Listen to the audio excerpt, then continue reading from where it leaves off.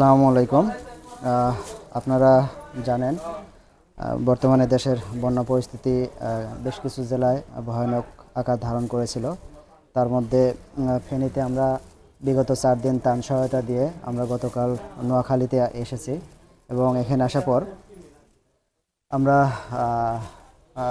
ওইদিকে একটি বেড়িবাঁধ ভাঙার সংবাদ পেয়ে আমরা মুসাফর গেছিলাম, কিন্তু মুসাফর গিয়ে আসলে বেড়িবাঁধ ভাঙার কোনো যে বেড়িবাঁধ ভেঙেছে আসলে তাতে কোনো গ্রাম প্লাবিত হয়নি। পরবর্তীতে আমরা সেনবাগের একটু ভিতরের দিকে গাজীরহাটে এসে রান্না করা খাবার আমরা ব্যবস্থা করেছি। আজকে দ্বিতীয় পর্বে আমরা খাবার প্যাকিংয়ের কাজ চলছে।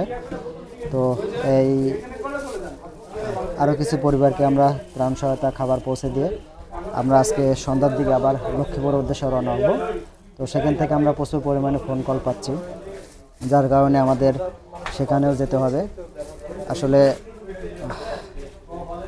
শুধু লক্ষ্মীপুর না, আমরা কুমিল্লা থেকেও আরও বেশ কিছু ফোন কল পাচ্ছি। আসলে আমাদের দুজন একজনের পক্ষে তো সব দিকে যাওয়া সম্ভব না। তো আরও অন্যান্য স্বেচ্ছাসেবী সব দিকেই তাদের সাধ্যমতো কাজ করছে। আপনারা সকলেই তাদের সর্বোচ্চ সহযোগিতা করুন।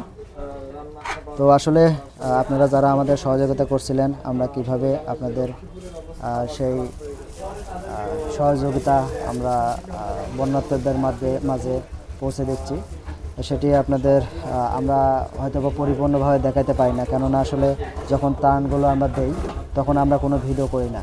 আসলে একটা মানুষকে কিছু খাবার দিয়ে ভিডিও করে নিয়ে গিয়ে তারও তো একটা আত্মসম্মান বোধ আছে, যার কারণে আমরা ত্রাণ দেওয়ার সময় সেভাবে ভিডিও করি না, বা যাকে ত্রাণ দেয় তার কোনো ফেস আমরা নেই না। এ কারণে আসলে আমরা ক্যামেরার আড়ালেও যে কাজগুলো করি